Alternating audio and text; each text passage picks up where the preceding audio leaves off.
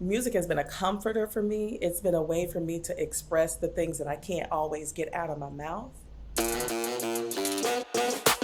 Welcome to Hey Awesome Girl. I'm your host, Tivi Jones. I'm founder and CEO of the seven-figure company, Hey Awesome Girl. I'm dog mom to Olivia, the cutest little dog on the planet. And it is my mission to empower the most marginalized, celebrate women, all women, and amplify BIPOC and queer voices. Every week, we interview amazing bosses from every walk of life to discover how we as a community can increase our confidence, close racial and gender wealth gaps, and provide a means of true freedom for all girls around the world. So in today's episode, you're going to meet the Chief Treble Maker, Takenya Battle, who is the go-to authority for private music teachers who are ready to trade the hustle for harmony and take their profits to the highest octave. When Takenya isn't helping private music teachers to make their businesses sing, she can be found singing songs by Selena as if she were a member of the band of Thanos or learning new languages. Enjoy the episode. Hey, Takenya, welcome to the show. Hey, Tivi, thanks for having me today. How you doing? Girl, I'm doing well. How are you doing? I'm doing, let's see, surprisingly well. This is the time where things can kind of get a little bit beyond me, but I've Okay. recaptured my time for me. Okay, I definitely want to dig into that a little more because that's at the headspace that I'm in right now as we're recording. I feel the nudge and the need to do that as well. So definitely want to get into that. But before we do, please introduce yourself for people who aren't familiar with you and what you do. Well, I am Takenya Battle, the chief treble maker and founder of Kenya's Keys Voice and Piano Studio. So, private music teachers who are ready to trade hustle for harmony rely on my expertise to make their business sing. And I also provide personalized piano and vocal instruction designed to help you unleash your inner superstar. Okay, all right, okay. I'm sorry because I feel like I be learning stuff about you every time we communicate. Um, First, how did you start Kenya's Keys? Like, what inspired that? Oh, Kenya's Keys started after I ended my run as a public school music teacher for 14 years in Dallas. The cherry on top for me that was telling me, girl, it's time to peace out. The cherry on top for me was when I had to grade all of kindergarten and all of second grade on how well they could sing. I was like, you have got to be kidding me. Kindergartners? Kindergarten and second grade. How well can you sing some little, Rudy Poo song? I'm like, we're still learning language. Give us a chance. We're still learning language. Fair, super fair. Um, you were a music teacher your whole educational career?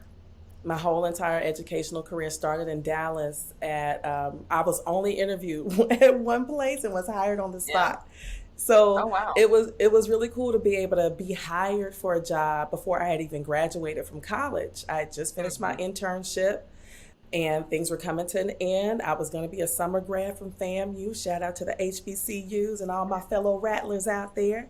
But it was Yes. it was just a new season was coming, and it was just so easy to step into. So, when did you start getting into music? Like, what prompted your musical career? That's an easy one. In the fourth grade, piano was part of the school day. It was an Mm, offering. It was like you could go to choir class, you could go to piano class, you could go to art class. And piano was the class that my cousins and I agreed on taking together. We all wanted to take something together. We're all the same age, we were in the same mm, grade. And we mm-hmm. started out sitting side by side on the same bench, Yeah. two at a time, feet barely touching the ground type action. Mm-hmm. Mm-hmm. And my teacher at that time, she kind of stuck out like a sore thumb because I went to a predominantly majority minority school, Okay. even though Mm-hmm. minorities technically are the majority in the world, but you get what I'm saying. Mm-hmm. Mm-hmm. Um, and she was like this white hippie lady that stuck out.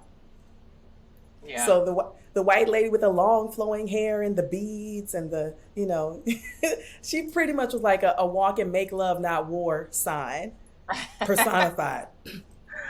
So she I was my love it. first teacher. That's how I got started with music in the fourth grade. At 15, my Uh-huh. daddy was like, "Oh, you remember when you took those piano lessons?" I'm like, "Yeah, daddy." Well, you our new piano player at the church. My daddy a preacher.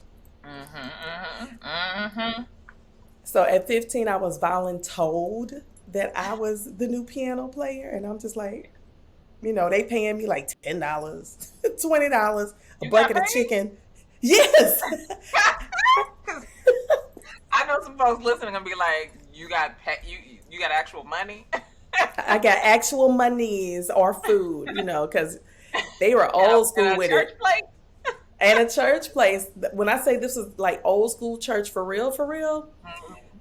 they would always cook like bacon and eggs and grits and sausage in the morning at the That's a church. real And we, plate we right would, there. yes. And then, they sell them fish plates in the parking lot when it's all Uh said and huh. done. Uh huh. The black experience is the black experience. Ain't nothing like it. Never Ain't nothing like duplicate it. it. Never. Okay, so 15 playing in the church, and I'm assuming you continued throughout high school and then, of course, FAMU. I did. I was in a few, like, high school bands. Like, oh, we're a Uh-huh. band now. We didn't know what we were Mm-hmm. doing. We were just having fun. I was in a choir in high school, and then I got to FAMU, and of course, I majored in not music. I majored in biology. So what made you choose biology instead of music? I'm a Was big music? time. Go ahead. No, go ahead. I'm a big time geek. I'm a big time nerd. I'm science, science, science. Let's do Uh-huh. this experiment. Let's do these dissections. Let's analyze the data type thing. I love science. That's all. Like I Mm-hmm. really thought I was going to be a paleontologist. I was like, yeah, when I grow up, I'm going to be a paleontologist. That was what I used to tell people. But now, Yeah. music is my thing. It has always been my thing, even though I didn't always know it was my thing. Mm. I'm so curious about this journey because, obviously you started playing music very early. You were in the church playing music, you were in bands in high school, and now it's your business and you help other people in the business. But you wanted to be a paleontologist, which is fine. We can have a lot of different passions. And so I'm curious about your relationship with music and how that relationship evolved. Like we talked a little bit about how it's been in your life and shown up in your life, Hmm. but what's that relationship like? The relationship to music for me is it's the one constant. It's one of Mm, the single constants that I've had in my life. When I'm happy, when I'm sad, when I'm mad, when I'm glad, there's always a song for it. So much mm, so to the point where I sang in local bands when I lived in Dallas. I used to be on the radio a lot. I've opened for like some famous old school bands in Texas and Oklahoma. It was like I was just always gigging, but that mm-hmm, music has been the constant for me. Even when my grandparents passed on, I played their funerals. I played their mm, favorite songs at their funerals. yeah, So music has been a comforter for me. It's been a way for me to express the things that I can't always get out of my mouth in a regular sentence, like so-called normal people. I can speak in a song easier than I can speak words to another person.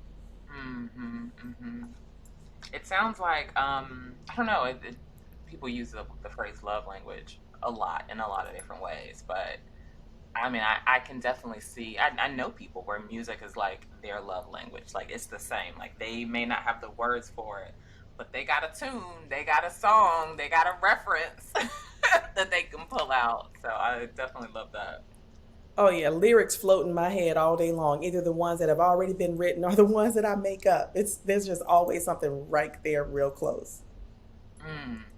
Okay, so I love hearing about the relationship. I love hearing about how music has been a part of your life. Talk to me about, let's go back to that moment when you were in the Dallas school system and they wanted you to grade these poor little children based on whether or not they could sing or not. And you were like, forget this. I'm putting words into your mouth, so forgive Oh me. yeah, You were like, that's what forget I this. said. I had said, you decide to start your own business. Talk to me about that process, and then maybe some things that you had to learn when it came from transitioning from being a teacher to being a business owner. After spending 14 years in the classroom, there were some applications that when I was in, because I was in the military as well while I was teaching elementary music. So I was an Army reservist, what they call a weekend warrior. That weekend is a lie. That weekend is We a can lie. be extending into the week. It be extending. It's like time must stand still, and the Earth is rotating backwards on its axis because we are still here. I was like, it was dark when we got here. It's dark when we're leaving. Mm, Uh-uh. But there's this transference of skills where in the military, things are regimented and mhm, there's a certain order of operations. And then with teaching, things are regimented and there's a mhm, certain order of operations as mhm, well. But oftentimes I found that even though I may have been in an undesirable location, it was easier for me to go to the bathroom in the Army than it was as a teacher. In the Army, you could pretty much dig a hole and go anywhere. mhm. And as a teacher, you start training your bladder. You start like, okay, well, can't go now, or I got to be able to go in like 5 minutes or less. I was not liking Wow. that. I was not Wow. liking that situation and that setup. I'm modifying my body from doing what it Mhm, naturally does. mhm, mhm. There was always some way where I had to give more Yeah. of myself and was not seeing the same type things reciprocated. I had been moved from inside the school building to Mhm, outside in a portable. You remember the movie Lean on Me, mhm, and mhm. that was a high school setting. Uh-huh. Think Lean on Me, but elementary school. Oh Mr. my Clark, goodness. Mr. Clark, take the chains off the door. Yeah. I've had students of mine be on the first 48 for murder one. I've had students of mine be lawyers Mhm, and doctors. mhm, And so they run the spectrum, and a lot of those things we could see in them then. mhm. We could see those things in them then, but it was up to me to kind of stoke those flames and keep pushing them and keep pushing them and keep Yeah. pushing them. Can But Tahini, I'm sorry, can we dig into that a little bit? I think it's so fascinating, telling, sad. I don't even know the right like set of words to pinpoint, because you as an educator, you are charged with shaping and molding our children, our future.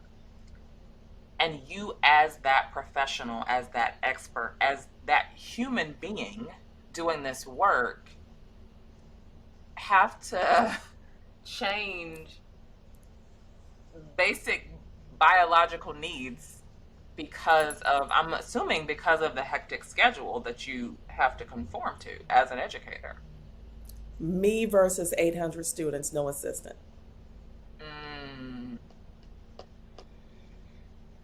mm, Maybe 30 minutes for lunch. On paper, it's 30 minutes for lunch, but by the time you yeah. make it back inside the building, fight off that dog that, like, seriously, fight off the dog that that has been running wild out there.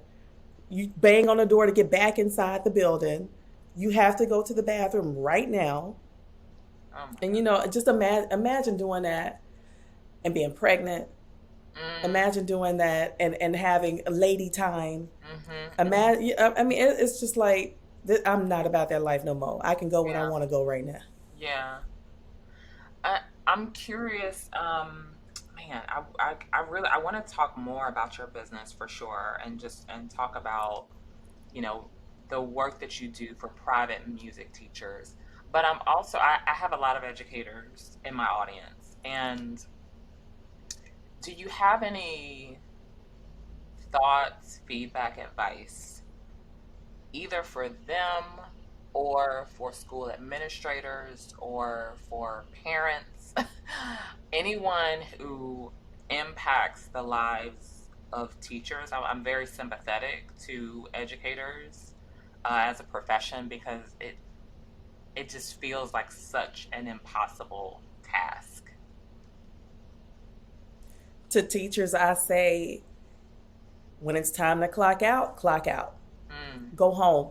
mm-hmm, Leave it there. You're not going to change the world in a day, but mm. we need you to be restored so you can come back and get back in the fight tomorrow. Yes, yes. To admin, I say, give us the tools we're asking for. We know what we need. Mm-hmm, Give mm-hmm. us the things we're asking for. And to parents, I say, work with the teachers. They're Mm. with your child oftentimes more than you More are, than you Monday are. through Friday. Yeah.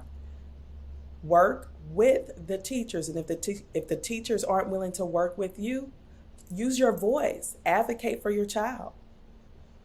Yeah. Thank you for sharing that. That just it just feels really important to me to highlight that because I know one, again, there are a lot of educators in my audience, and a lot of educators tend to be female or identify as female, and I think that a lot of times we as women were in these service roles,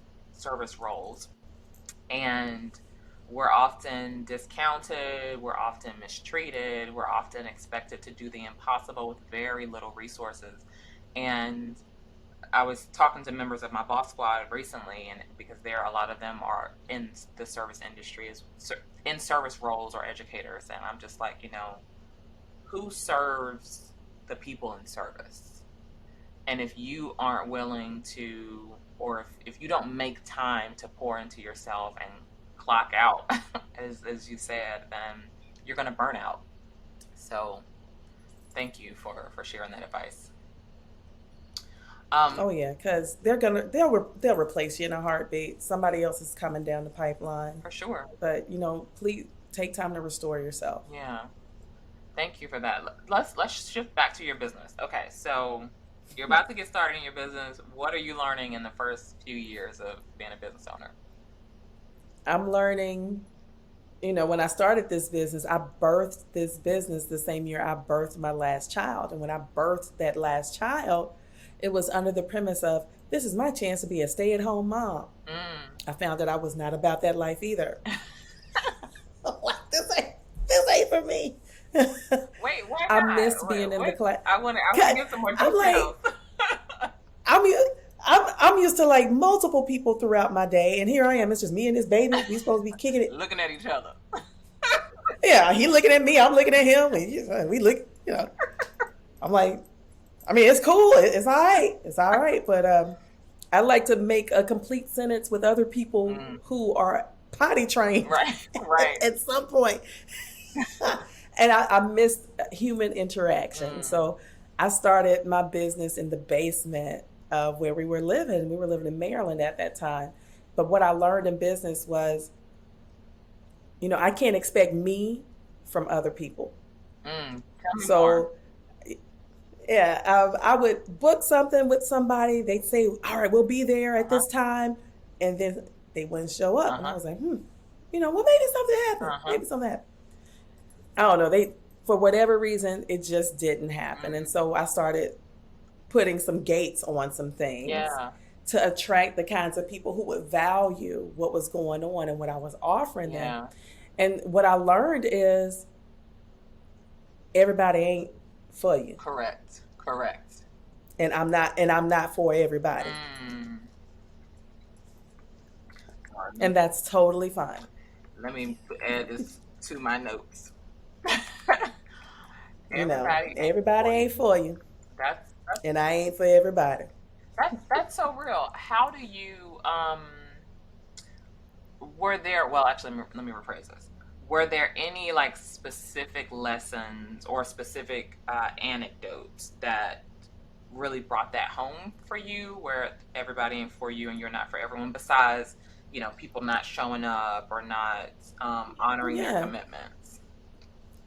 There was an instance where, I'm working from home at this point, and I've got a now toddler Mm-hmm. ambling about, and it's this little girl's very first lesson. Mm-hmm. I'm like, all right, baby, this is what we do. Do this, do that, do this, and I hear these little pitty pat footsteps. I'm like, oh no, he's up from his nap. Mm-hmm.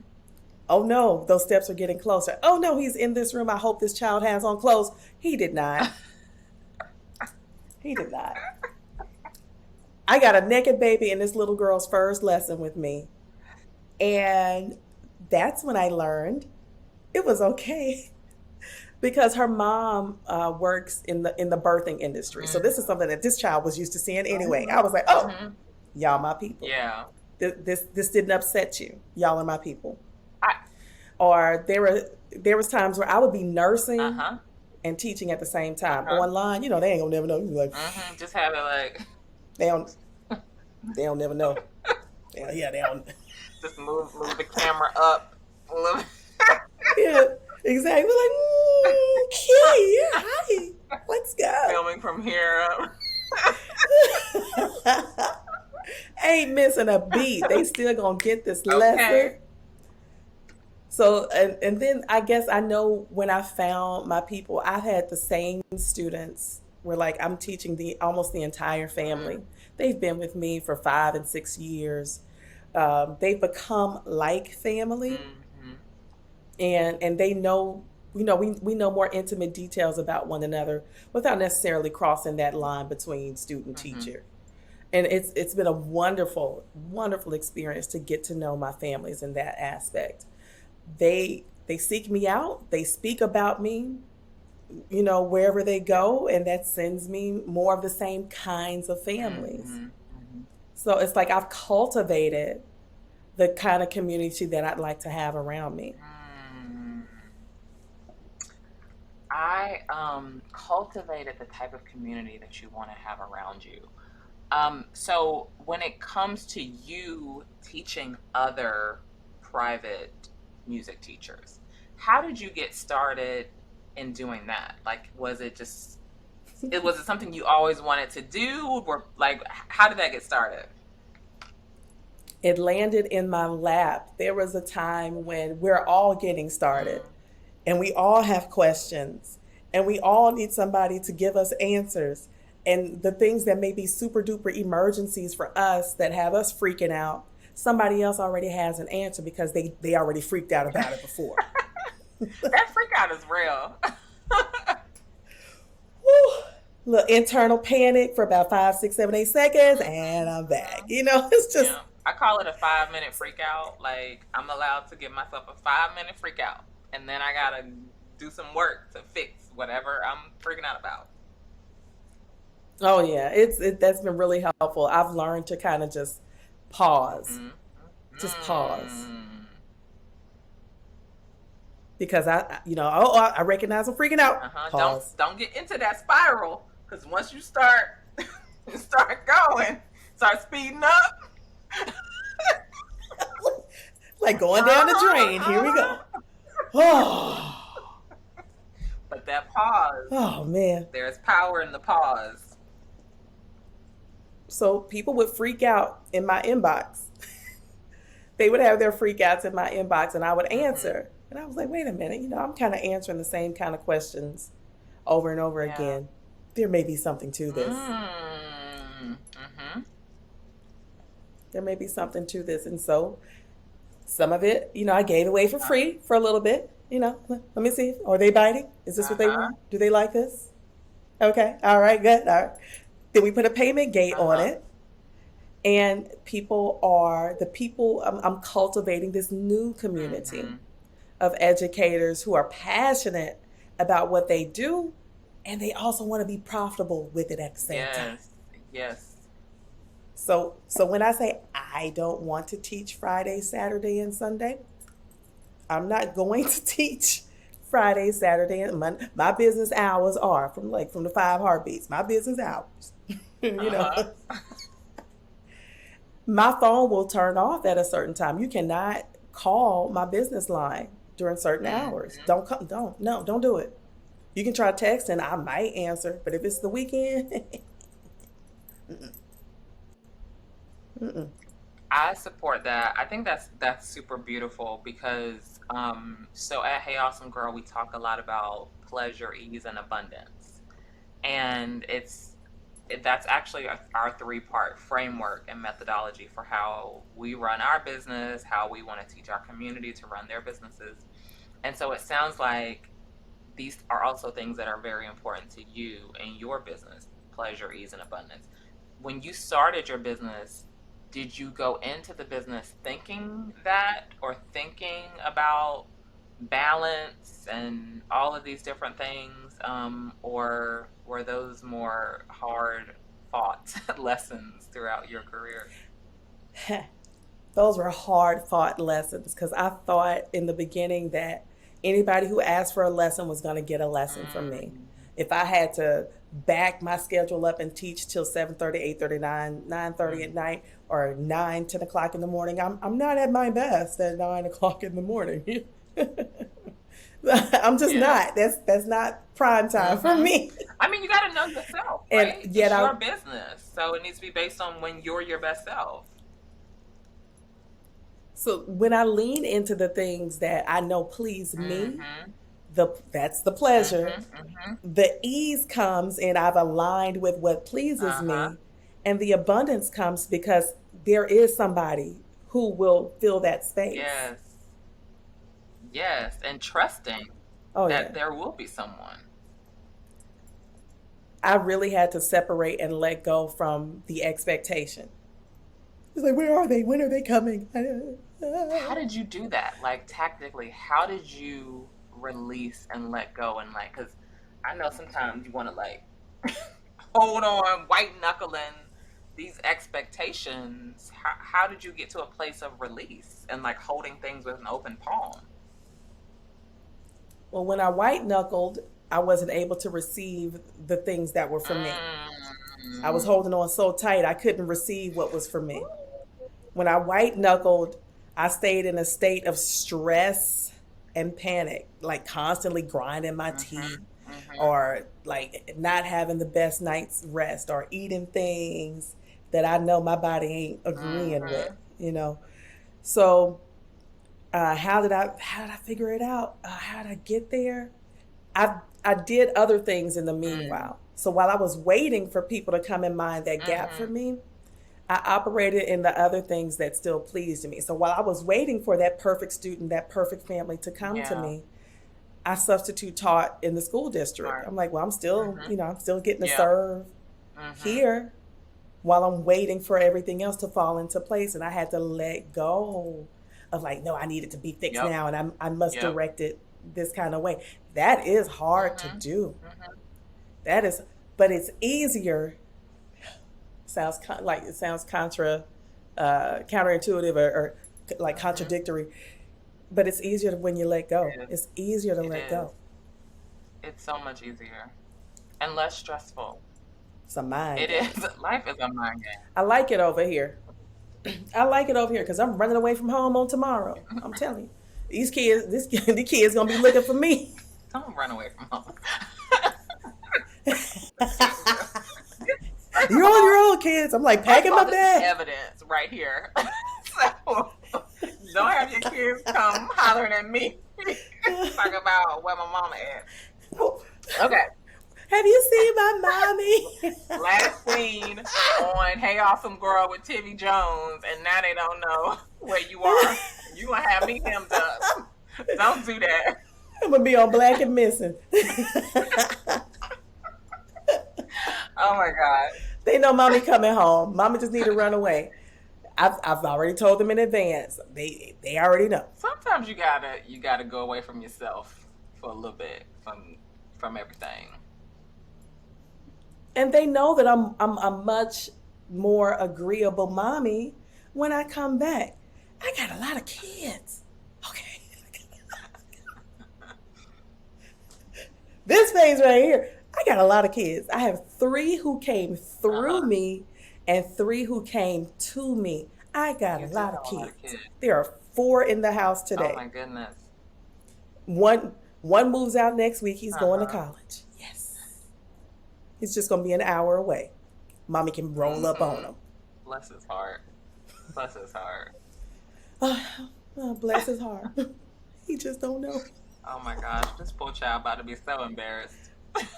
Cause ain't nothing. We so off track, but ain't nothing worse than the fear of your parent rolling up on you at college. I try to tell him to move further away. I'm like, you could go to FAMU. He's like, no, mommy, I want to go to UT. I'm like, okay, that's just an hour away. I'll be Whew, there. bless his heart. Bless his heart. Bless his heart. And you know what? Even with that baby, because there was some letting go that had to happen there as Mm, well. You know how some people are like, "Oh, my baby's moving mm-hmm. out, and I'm crying about it." Or my mama was like, "Girl, you gonna be crying on graduation day?" You, like not a tear was shed. I don't know if I'm just a little bit different Uh-huh. about it. You know, I might cry at like a hot chocolate commercial or something, but I did not cry at graduation. I'd be crying watching cartoons with my 8-year old. Like, oh my God, that's so sad. You know, but I didn't cry at graduation. And I'm probably not going to cry when I go with him to be Mm-hmm. dropped off. I don't know if I'm just built differently. I You know, don't know. I'm glad you brought that up because I think a part of me, if I were your son, I'd be like, damn, my mom was crying at the damn Target commercial the other day. She ain't crying. I'm going to college. She ain't crying. What's going on? But in truth, if I take a step back, I out like because a part of me is very logical. This is like the Capricorn in me. I'm like, well, it's a natural part of life. Like you go to high school, That's it. you move on to something else. Either you go to college or you get a job. Like you move. Eventually, you're gonna move. Like this is part of what's supposed to happen. That's exactly how I see it. I'm like, he's just doing what the next Mm-hmm. step is. Okay. And those next steps for him, with him being, my, I got a homosexual baby. With him being like a black man Mm-hmm. who's gay, who, there are some people who may not always receive my Mm-hmm. child. And that's where that lesson from before of like, I ain't for everybody and Mm-hmm. everybody ain't for Mm-hmm. me really came into play, even with my Yeah. own child and all my Yeah. children, because, they Yeah. all different. Yeah. I mean, and as a queer woman, I know that there are going to be certain circles that are safe and that aren't safe for people like me, people like your son, and my hope for your son. I'm so glad that he has a mom that's like, look, I know everybody ain't for me and I ain't for everybody. I'm gonna instill that in you too, baby. And good luck as you go off to this next phase in life because I know that will serve him and he's gonna remember those lessons and find the people that will celebrate him. So, and if he doesn't, That's mama gonna exactly what I roll told up him. Find the because you people. only an hour away. That's right. Mommy about to pull up. Mommy gonna pull up. He knows who his mommy is. I mean, like these are the kids who have, been there with me through every late night Hmm. rehearsal and at some of these late night Hmm. gigs. Because mommy has always been a Yeah. musician. I've even named all my kids after musicians, and don't none of these suckers play nothing. But whatever, I'm sensing some whatever. feelings there. I was like, I named you after like jazz greats, and y'all are giving me nothing in that arena. You That's know, they okay. might come they That's might okay. come back to it. Sometimes, you gotta rebel as a Mm, mm, kid mm. and then you might come back to it. In the next year, tell me what you're looking forward to. Besides running away from home more often, um, Scheduled child abandonment. I'm about to get these passport stamps. It's I'm about to look. Some things need to happen.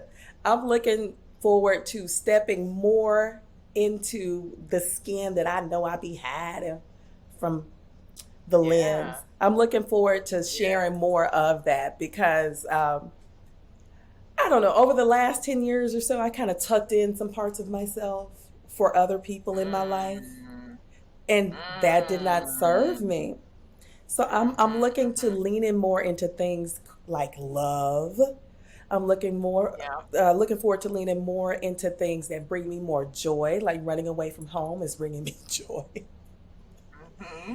I'm looking forward to luxuriating upon myself more.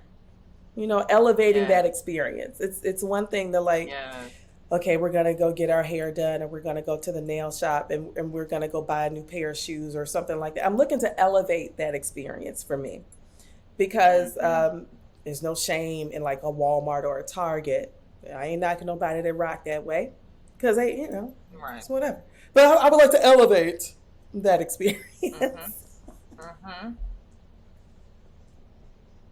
I love it. I love it. Takenya, this has been wonderful. I loved our conversation about, your journey with music, advice to educators, administrators, and parents. Your comment about how everybody ain't for you. Love that. So many good nuggets. I was taking notes as we were talking. For people who want to learn more about you and your work, where can they find you online? If you are a private music teacher looking to find less hustle and more harmony in your music lesson business, go visit keyoфeasy.com. And if you're looking for a personalized piano and vocal journey with me, go to kenyaskeys.com. Perfect. Thank you. Takenya Battle, thank you so much for joining us today. And I look forward to seeing more and hearing more of you online. Thank you, Tivi girl. Yeah, girl. Okay, so as you can see, Takenya has so much energy. She is a hoot, as some people might say. Freaking hilarious, as I might say. I love so many things about this conversation. A lot of things stood out to me. I do want to particularly highlight her advice to educators, educational administrators, and parents. I love, love, love what she said about how everybody ain't for you, and she's not for everybody. Same over here around these parts. And her guidance on cultivating the type of community that she wanted to have around her is super important, especially in today's world. And so, as homework with this episode, I want you to think about, how are you cultivating the right type of community around you?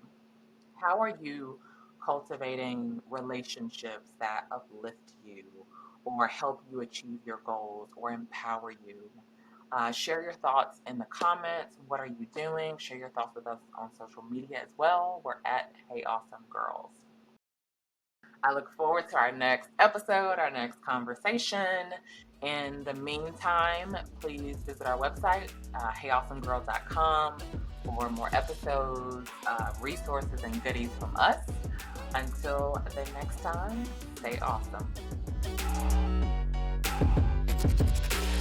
Hey, awesome you, it's Tivi. So I know as well as anyone that keeping your Instagram marketing consistent can be a struggle.